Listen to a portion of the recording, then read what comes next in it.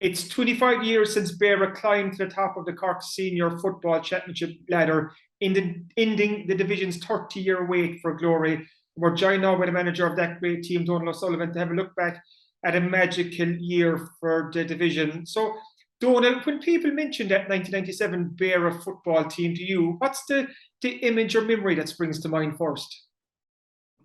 I suppose it was 97. Like we actually won the county championship. It was a few years in the making, as the man says. Like it was, previous to that there was a manager before me who passed away, sadly recently, like DJ O'Shea, and in 94, 95, like he was involved and he started reorganizing. Divisional side, as you know, Kieran, is very difficult to sort of get things together rapidly. Like even though we always had sort of clubs in Beara had great loyalty towards the Beara division, and had a history of always supporting it. I suppose like everything else, it wanes and it comes in peaks and valleys and stuff like that. But in '96, then I think was the start of our campaign. I had Johnny Holan with me from Orne and Barry Murphy, who was originally from Beara Island, but was involved with Bishopstown. He's actually with Ballincollig, so he's been around the block a bit. But so we got together early in the year and decided that, I suppose, for us, like, training was not really a huge option to begin with. So we actually got permission from the county board to join the Kelleher Shield in '96, which was a huge plus for us. No, put an enormous task on us because, like, you had teams like Castletownbere who were quite successful at that period as well, and Adrigole. And the clubs in Beara, like junior clubs like Garnish, Orne, Beara Island and Glengarriff, as well. So you can imagine like getting a team out in the Kelleher Shield and still fulfilling the intermediate fixtures that Adrigole and Castletown were involved with, which meant we were playing 2 games a week effectively. But it was a huge plus for us. But I think all the players bought into it, and we had some fantastic leaders on that team in the leadership group, like who were very well-known players at the time, and I'm quite aware that it's very difficult to start mentioning names in this thing, Kieran. But like Donal O'Sullivan was in his peak at Cork at the time, and he was a fantastic leader. Then you had Oliver O'Sullivan and Regan, like Harrington. They all had experience playing with Paul Hanley. They all had experience playing with Cork, at underage level.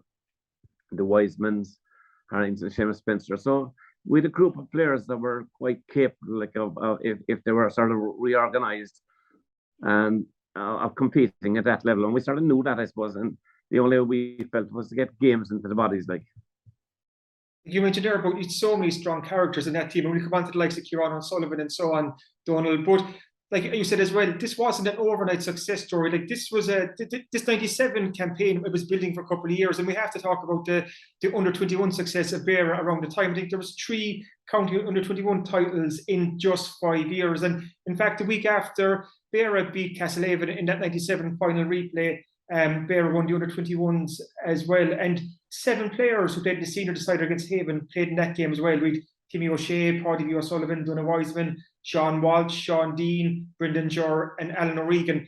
There was a real crop of talented young footballers in Beara at the time, Donal. Oh, without a doubt, yeah. I mean, there was they had the management team of the under-21s, Oliver O'Sullivan and Michael Harrington and John Jones, like were putting together that team. But I suppose it all started originally, like, with, to be fair, if you go back in time, like with Beara Born and Og really sort of got going with Connie Murphy and John O'Sullivan. I suppose it was maybe the '80s, '90s, and they put a structure in place where Beara became competitive at underage, and it gave an outlet for a lot of these players to showcase their talents. Because, as you know, with rural clubs and the rural depopulation, Kieran, like that, don't always get the opportunity to play at a county level, like, or have a shot at winning a county title if you're from a small rural junior club. And so I suppose Beara afforded them that sort of competitive instinct to get out there and try and showcase their talents. And that was a unique period for the Beara team, or the Beara underage, like to come through, like, and they contested a lot of under 14 and minor finals with a lot of people. And I suppose you're dead right there when you say that the fulcrum of the team, as you just mentioned, there were underage, they were all young. They were young players. They were 20. I think that you know, in our county final winning team, we had Rory O'Dwyer, who was probably the oldest member of the team, who had been playing with the Bars for many years, and he actually transferred back to Beara for that county final period. And it's ironic because we had a guy called Michael Buckley, who had played with the Bars for many years, and had played with Beara for many years, and who was based in Adgerall, and had transferred back to the Bars. And Rory came the other way and just ended up just, you know, being in the right place at the right time. But again, you're right in the sense that the under-21 side provides a huge basis.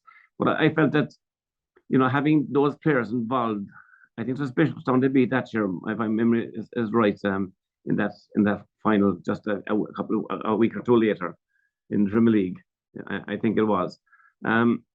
I think that what you call it, you know, the likes of Brendan George you mentioned and Alan O'Regan and those guys had all played at minor level, and you know, the two Wisemans are Donal and Inda, like Inda wasn't involved with us that year, but Donal was, and Sean Welsh, they all had played like at that level, like Seamus Spencer, Michael Harrington had been on the Cork panel, like, you know, in and around it. Donal O'Sullivan, these guys like had a wealth of experience at underage level, and you're dead right, like, you know, 21 really brought it to the fore at that stage.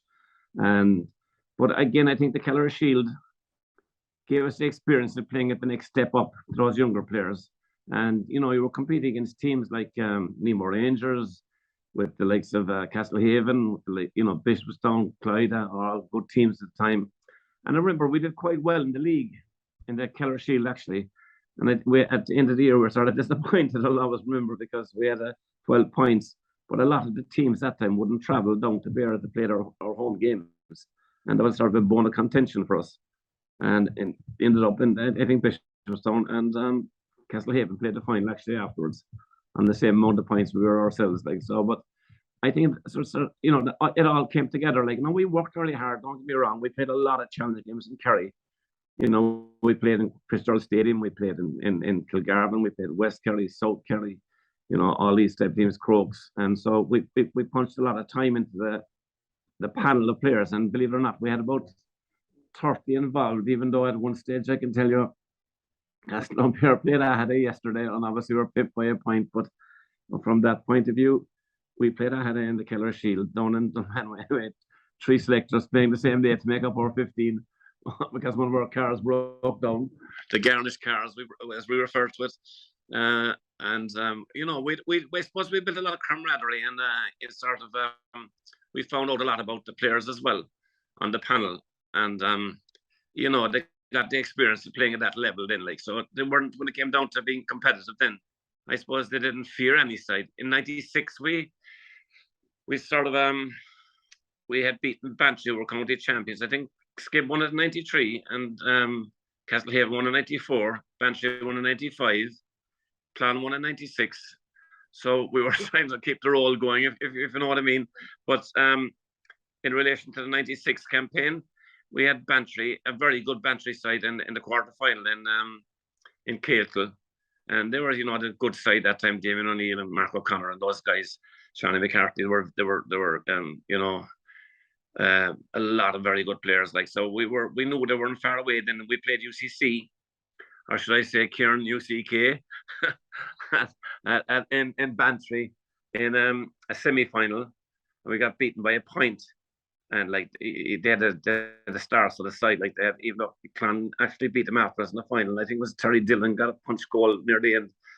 But they had the two, and the current player manager and his brother, the two Lohans were playing. They had Seamus Moynihan. They had a guy, I think, from Tipperary midfield, and they had Johnny Crowley and Miano Cronin. So they had a very good side. And, you know, it took a great, I was really impressed with the way Clan beat them in the final, and I felt then that we weren't far away. You told me before, Donal, that game stuck in your memory because you could hear UCC singing, or the boys from UCC in the dressing room after the game, and like it was a 1-point loss in Bantry, a narrow defeat, and you knew Beara were close, and that game stuck in your memory, did it? It absolutely, I never forgot it, because I was good friends with a guy afterwards who was involved in the fishing business in Castletown, Jason Welly, who tortured us that day, actually, playing corner forward as well. And I said to myself, like, you know, if we ever needed motivation, you know, in relation to pursuing the goal of trying to win a county, I said to the guys that day, I said, just listen, let's sit and listen to this. And, we're the boys from UCC, we're doing some next door and blah, blah, blah. And I could look to them but we felt, that if we wanted to advance to the next stage, we had to raise our fitness levels, number one, and also our game plans, number two. And we had to get our team settled. And I'm a great believer that if you get games into people in certain positions, they'll either do two things: they'll fail from it or they'll learn from it. Mm-hmm. And thanks be to God, most of all our guys learn from their mistakes. They learned how to play properly and so forth. I'm not saying they couldn't play, but they adapted to the situations. And as I said, we had very good impetus, going into the following year. But I do remember in the Bantry game, long before Mickey Hart and Donal O'Sullivan had a thigh strain, and Johnny Houlihan and Barry, so we suggested that we'd take him off in the first half and bring him on in the second half, which we did. And I was amused afterwards when Mickey Hart did the same to Peter Canavan in the All-Ireland final. We were a small bit ahead of it, and we were thinking maybe ourselves at the time, but it did work because he got kicked some crucial frees, and he was a superb free taker, as proved in the county final afterwards. He was an outstanding, an outstanding player for us, because even though he was playing with Cork and playing a lot of league games, he was first man in the training session, first man into, first man tugged out, first man to lead by example. And I saw him give an exhibition one night against Clyde up and Clondrohid.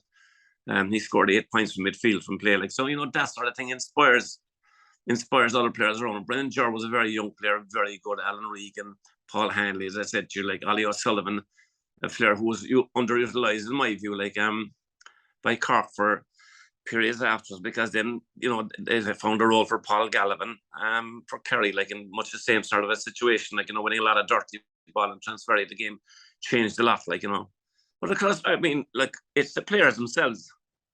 Well, we put the stuff in place for them to play. It all came down to their own attitude, and I'm a great believer that players, at the end of the day, if they have the right attitude, win matches. You can have all the tactics you like and everything else, but you must. I saw a thing there recently about Paul O'Connell. You must, play what's in front of your face, and I think our fellas did during that period of time, And even though we scraped over Clyde in the first round, in the second, in the quarter final, we played in the Piercy in Dunmanway, and the person who we were raising funds for now, Padraig Crowley, will come to in a minute. But he was playing goals that day. He actually saved 2 penalties in the second half. We were very comfortable in the first half. I think we might have been, with the memory, I might be exaggerating, but here I think we were 7 or 8 points up at half time. So our dressing room was sort of calm, and we were just saying, look, if we can keep this up, and every time they score, we're going to come out of this and get into the semi-final. And all hell sort of broke loose in the second half for a while, because our captain, Donal O'Sullivan, got a bit over-exuberant in the start of the second half, and he'll say to you this was a misdemeanor that he shouldn't have been punished for, but he was anyway. So it reduced us to 14 men and put us under a bit of pressure. And Piercy had a good enough team that time. When I say good enough team, I'm not belittling by any means now or anything, but they had the O'Halpines, and they had a lot of good, very good players, and quite capable of scoring. And we were lucky to get out of there in the end by, I think, a couple of points or something. But I do remember Padraig Crowley saving 2 penalties in the second half, which kept us in the game basically, because they made a huge surge back into the game. Huge moments in that game, and that put you through into the county semi-final. You mentioned Ollie Roux getting sent off against the Piercy, but by some sort of miracle, he still played in the semi-final, because that game was put back from the 23rd, Saturday to Sunday, I think it was, and Ollie's suspension had expired, so he was able to line out. So he was telling me before that he had a good defence team that got him back on the pitch for that semi-final, Donal. I'll tell you, our 2 delegates from the county board, I think this way it was Kieran that, maybe serves me right, I think it was, the game was fixed for the Sunday, and the game was put back to Saturday night. So it would have meant that he was eligible to play on the Sunday, but not eligible to play on the Saturday night. I think that's my understanding of it, but my memory fades with time, as you know yourself. But Gerbat, the late Gerbat, was our delegate in the county board. Mick Reynolds, the man from Mitchelstown originally, but who served with Beara and Garnish, and has been our delegate for I'm sure everyone on the county board. So they canvassed the delegates and it was taken to a vote, like, and they got huge support for it, which sort of surprised a lot of people. But I suppose they could see that they, you know, it was sort of a bit of an unfair advantage in one sense and an advantage in another sense, that, you know, he was eligible to play on the Sunday, so he was back on the Saturday night. So we played Duhallow then, managed by John Fenton Daly and Macroom, and it was 16, I think 16-8 it ended up with, like, but we had a number of things that helped, you know, that sort of came together for us in the night. Like, a player there that I didn't mention either, it was Neil Murphy. He won an under-21 medal with Cork in Limerick v Galway, and he was our centre back, like a very good player. His brother Noel was also on the panel, and you know, was on the forward line. But he went centre forward that night, and Paul Handy came back into midfield with he was centre back, and Duhallow had a very good side at the time. They had Danny Cullity, Mark O'Sullivan Mark was playing very well for Cork at full forward, and we put Donal Wiseman went back full back on Mark O'Sullivan to mark him specifically, like, and our move from Neil Murphy went to centre forward. You believe it or not, Kieran scored 1-2. Which, you know, sometimes this can happen. And he was marking. I'll always, because I ended up being a select with Jerome Walsh after. So I gave him a few digs about that, like, because he was centre back for Father of all the Welsh, is now playing with Kenturk. But things worked over. They had Niall O'Connor. They had a very good side as well in the year before. They had actually beaten there, I think, in the quarterfinal or something. So the tables were turned there. So I suppose, like, look, we worked very hard during that period. Like, we played a lot of games. I said, we got a good few training sessions. But I again, Kieran, you know, with the rural, with sort of the pick we have and everything else, we were very fortunate at the time. My brother Oliver was in charge of the intermediate teams, managing the intermediate team in Castletown with Seamus Harrington and a few more guys, like, and they were very kind to us in the sense that, you know, they released players to us on the Wednesday night or whatever. Like, we tried to train on a Wednesday night or play a game on the Wednesday night, and they were playing the weekend. We often played on a Saturday and Sunday. And so we got a lot of games into people, you know, during that period, and they were very cooperative. And again, with the Adrigal management, the same thing, like, and the rest of the clubs bought into it big time.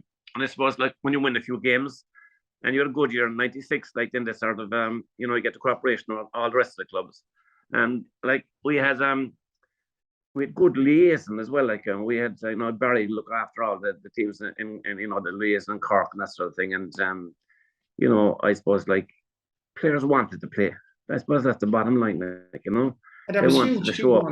Like you said, players wanted to play, and they could see they were part of a winning team. Like, the progression from the quarter-final 95, semi-final 96, into the county final 97, and it was the first time, I think, since 67 that Beara were back in the county senior football final, and it was just a little matter of Castlehaven and Larry Tompkins and Cahalan standing in your way. Like, let's go to that drawn game first. I think it was 10 points apiece. Larry Tompkins had a late free to win that game, if memory serves me right. I was going through your mind.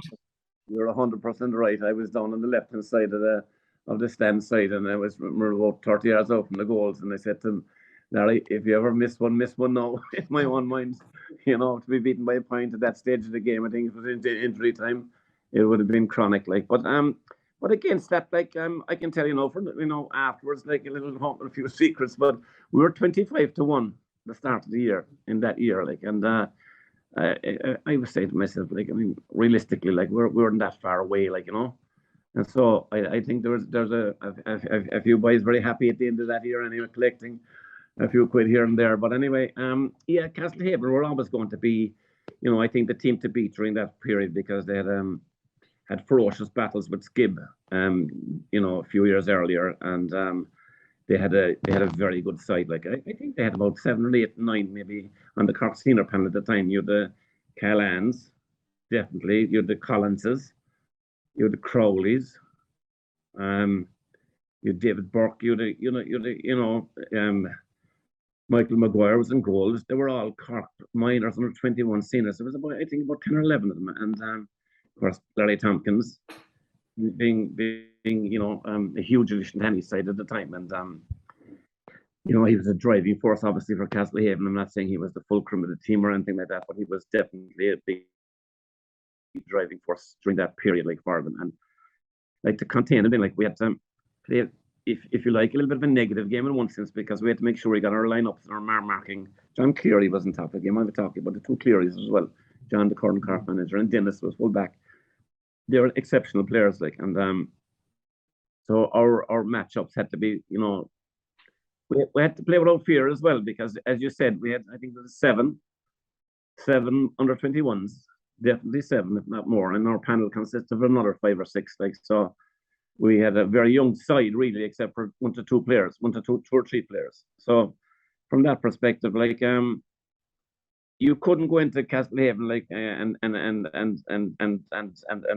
fear them, if you want, for want of a better word. Like, if you did, you were gone beforehand. But I do remember we played Nemo Rangers in a challenge game out in Carrigadrohid, and Billy Morgan was in charge at the time, and he brought a full side out. Now, he was also involved with Cork, if memory serves me right, during that period. I had a lot of Cork players on anyway, but he brought a full side out to place in Clondrohid, I think. Carrigadrohid, Clondrohid, 1-2 anyway. Clondrohid, I think. And you know, we had a rattling game against them, and I think we might have pipped them by a point. And I knew then that like we had the capability of contesting, which was the main thing really. Like, you know, I didn't think that we were going to be. I never thought we were going to be annihilated, but you could never tell against Castlehaven, because they're a side that, you know, mentally they can dominate you, and they're a super footballing side, and we got many toasting from them over the years, I can tell you. But you turned the tables on them. You turned the tables on them a couple of weeks later, because in that final replay, it was a very tight game, and I think it was 7 points apiece going into the final quarter. Colin Crowley he got the goal, put Haven up, and then like Beara Heads didn't dip. Donal, like, instead, like, that last quarter got on with the stuff of legend. You know, Beara roared back into the game. Eventually won again. What was the final score? There was a 13-1. I was there somewhere now. We better figure it out, and I would make Kieran, because I've forgotten at this stage how late was we won. 110 to 1-7. That was it. 110 to 1-7. You know, like, yeah, I think that Kieran kicked a great point after that from about 55 yards out. The ground was very, very stodgy at the time. And actually, if you, I looked at the replay there, not too often, but once anyway, definitely. And I saw it was sort of a missed hit by Michael Harrington. They was going for the point, I say. He says, no, it was a pass, but it ballooned up into the air, and Seamus Spencer read it and took it on his left. Like, and you'll never sort of beat. Too often you'll beat Michael Maguire on his stronger side, and he hit it off his left, and he buried it, like, you know, which gave us obviously great confidence as well, because if you think about it, well, we'd always have the opinion that playing towards the city end is a harder goal to score than playing into the Blackrock end, you know. But look, as I said, you plays a huge part in games, and you can be lucky. And I felt we were, you know, we had that little bit of luck on that day. The ball bobbed around the square in the end there a few times, and Padraig Crowley had been taken off at that stage because he did his cruciate. And with a young goalkeeper from Adrigol called Timmy O'Shea, who was involved with Adrigol. No, at the moment was slightly, actually, and he had come on, like, you know. So there was a small bit of mild panic, I'd say, for a while there around the square. But look, I suppose it meant a lot at the time, you know, to get over the line finally, like, you know. You see, it's no different, you know. And I look back at it 25 years ago. Like, we've had a huge battle here, like, with rural depopulation.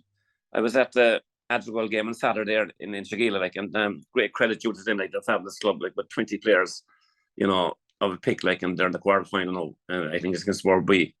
And it was no different that time, or for Orden, or for, you know, Garnish or anybody else. Like, amalgamations, I suppose, are part of the future of rural Ireland. Castletownbere, again, you know, if you think back 50, 60 years ago, they were only reformed, and like, they were obscener in the 80s, the late 80s. Actually, I was just after coming into the start of the management of the club at that time, and I had my owner's duty after a year senior was taking them down to intermediate level. Now we got to a county final in 1990. But again, it's about continuity and getting, you know, people to stay interested really, like, in the club. And I think they have that structure there now, like, and you know, and as I'm sure it's the same in Kerry or Clare or wherever in rural Ireland. Like, you have a lot of difficult situations to contend with. I suppose the traveling is a big thing.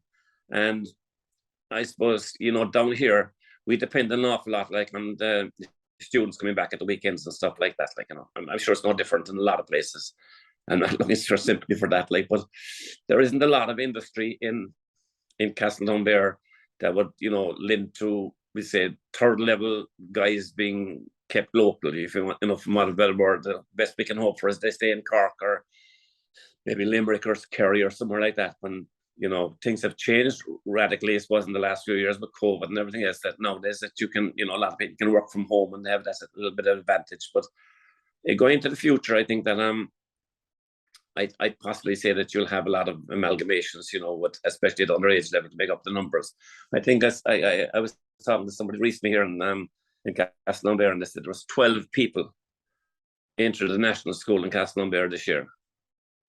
So that just gives you an idea what you're up against. Down the road, exactly. Yeah, Kieran. Like, so, I mean, you have but I suppose, look, if you go back long enough, and you had people who contended with this all their lives, like, after the war and all those periods, and they faced greater difficulties, like, and they didn't have communications, they didn't have transportation or anything like that. Like, so from that perspective, I think these are sort of things that are challenges there, definitely, but it's how you, I suppose, administrate those challenges and overcome them, really, at the end of the day. I feel strongly like that, to connect all the way through from, we'll say, the schools levels in Cork, and especially in Cork, like, we'll say, from the national schools, the secondary schools, are being underutilized. Now, it takes a lot of resources, and I know that, like, are being underutilized, like, because we need a stronger connecting the GAA to get involved in this, especially the secondary schools. And I know that's very easily said, it's sort of flippant to trope there, like, but like, there could be an increased level of competition as well within the county, in my own view. This is just my personal view, that you could create the city, like, an north side, be south side in the community schools and so forth, like that. Like, you could compare the West Cork versus North Cork in a lot of, by amalgamating a lot of, players in the different community schools at different levels, like, and make an interesting competition, like, to increase awareness and get more people involved, because 100%. not everyone makes the county development squad, and not everyone, matures at the same age, and development can come at a later stage, and you get fellas interested playing at that level that might, continue on and play a lot more. Now, it's easy, I suppose, in Dublin, like, if you have resources to go out to the schools, but you'll be playing schools in say, I'd have experience of, talking to teachers in Ballincollig, like, in the community school there, there's 1,000 pupils, maybe 1,400 in Colum. There's another secondary school way up there. Spread Nave, all these places, Tree Street, traditionally were sort of looked after by the clubs locally there, Nemo does. But I wonder, are the rest of the clubs being serviced in the same way? Like, are the rest of the schools I'm talking about being serviced in the same way? And I feel we should be reaping a bigger dividend of players from those schools. That's a very good point, Donal. I know now time is going to start running out in this year. I can see the timers ticking, because one of the reasons I wanted to chat to you today, obviously, reminisce about the 1997 Beara team, that glorious year. Beara were crowned county champions, and one of the men involved in that was Padraig Crowley, the goalkeeper, and you mentioned him there a couple of times. And there's a fundraiser going on at the moment in Beara, and it's a very important fundraiser for Padraig Crowley, and I think the educational needs of his kids. And I know there's a raffle the October bank holiday weekend in Beara, and as well as that, there's a golf classic that will be in Bearhaven Golf Club on September 15th to 17th, and I'll give some of those details after our chat. But you fill us in on the fundraiser for Padraig Crowley and why people should support this and get involved. First of all, foremost, he's a GAA person, has been all his life. Played with Castletown underage, played with Beara underage, played, all the way up along 14, 16 minor, under 21, and actually was on the Cork Junior panel for a while as well. Definitely in Killarney, and talked about he didn't start there. I think Mr. Mackey from Youghal kept him off the team that day. But anyway, he's unfortunately there about a year ago, or said 220, the end of middle of 220, he got a tumor, and his diagnosis was okay originally, like blah, and he got the operation, and everything seemed to be going well for him. But unfortunately, after maybe a period of time, it reappeared. So his second operation, he's married to Gemma, has 2 young kids, 8 and 4, James 8 and Molly 4. He lives down in Glanmire now. And in fact, he had a very good, successful sports day for them yesterday. And I think they raised something like 3,500 for, which was a fantastic achievement for a sports day for the children. So I suppose, like, from our perspective, he was always involved. Like, he was with Castletown for 10 years intermediate. He was with Beara for maybe the same in goals, and went out of his way to start to become a very good keeper, trained by a local guy here called Michael Harrington, who did specialised training with him at the age of 15 or 16 as a keeper. And so he's all been part of the fabric of this of Beara GAA, or Castletown Beara GAA, and when this nose broke, like, I felt like that as a community we should do something to help. And it says, you're helpless in one sense, and then from our perspective, like, we felt that we should, the only way, if we made a financial contribution towards the education of his children. Now, while his prognosis mightn't be the best, like, DV, like, at the moment, his treatment is ongoing.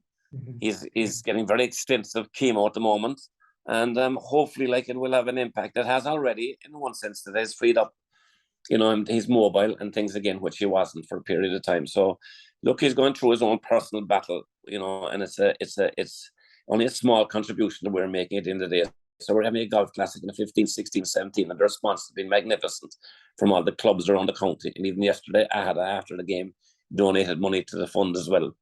And lots of people have come up, like Bishopstown, GA Club. I could mention loads and loads. I'd be out of order, really, because every club has nearly contributed at this stage, or is going to. So the golf classic is on 15th, 16th, and 17th. And people have said to me that we should have put it on for a lot more, in terms of, we didn't want that. Like, we didn't want to be making it into a sort of, a real sort of, we wanted the people to come out to express their community spirit, and that's why we priced that level, because the tickets, people can buy as many tickets as they want to, Mm-hmm. and they're on freely available. There's a draw on that, Kieran. Like, so from that perspective, like, they're only paying 20 quid a head to play the golf. Each person in their team is 60 quid for the team, and there's lots of good prizes. People are sponsoring tee boxes, they're sponsoring greens, but they can also buy bucket tickets into there, buy a ticket, for 10 quid, or the month 50. We didn't want to put the onus on anyone to say, oh, look, to put a team into this, we need 300 quid. We didn't want to put that, because economically at the moment, we understand people are struggling with this, and there's a lot of emphasis. Well, people, 20 quid is affordable for a lot of people. We don't want to impact either on their own. We'd say the GAs, each club is at the moment is always having difficulty raising funds. So we didn't want to impact on that either. And look, Padraig himself and his family understood this, and they didn't want us to go down the route of the GoFundMe page either. So we wanted to get, so this way, like, we're impacting a lot of people, because we know it'll be somebody else's turn, unfortunately, next month or a month after. And we just, like, as a group from the 97 group, since it's just falling into the 25-year anniversary thing, that we said, look, what will we do? We'll do a golf classic, and we'll sell the tickets, and hopefully we'll raise enough funding to take care of their education, And I think it also makes people feel they're contributing from the wider GA diaspora as well, like, which is helpful. It's a really brilliant initiative, and like I said, I'm going to give the details of that after our chat here, Donal. Like I said, time is just about to run out, so I just want to thank you so much for being so kind with your time and for reminiscing. I think we might have to have a part 2 quite soon, because I want to ask you about what Ollie Roux called a warm weather training camp in Spain. I think it was the team. The team holiday, so we might have to organise that might be better, Kieran. No, after 6 o'clock, or the watershed, whatever. After that watershed time at night, like, whatever they say on the BBC, is after 8 o'clock or after 6 o'clock. But yeah, that was an interesting one, and I would say that would warrant a few people's conversation. All right, because we had some good crack, and we enjoyed it, like, because we knew we couldn't get out in the county in the All Ireland series, like, so I suppose we certainly celebrated well anyway. We made a few bob, and we did things. I suppose we did things out of the ordinary. That definitely deserves a conversation. But one thing I would mention, would be around the time, and then hopefully the 1917 will be honoured at this year's county final. I might try and round up some of the characters from that 1917, and we might have one more blast at this. Okay. All right, Kieran, you're a gentleman. The Star Sport podcast is brought to you in association with Access Credit Union and the Donal O'Driscoll Student Bursary. The Donal O'Driscoll Student Bursary has been established to honour the career and achievements of Access Credit Union's late CEO, Donal O'Driscoll. Throughout his long term as CEO, Donal championed the credit union ethos of supporting and empowering members, particularly in the sphere of education. In recognition of this, the Donal O'Driscoll Bursary will provide financial support to one individual embarking on third-level education or commencing an apprenticeship in 2022. The recipient of the bursary will be awarded €5,000 to help with costs. To apply for the bursary, visit www.accesscu.ie/bursary.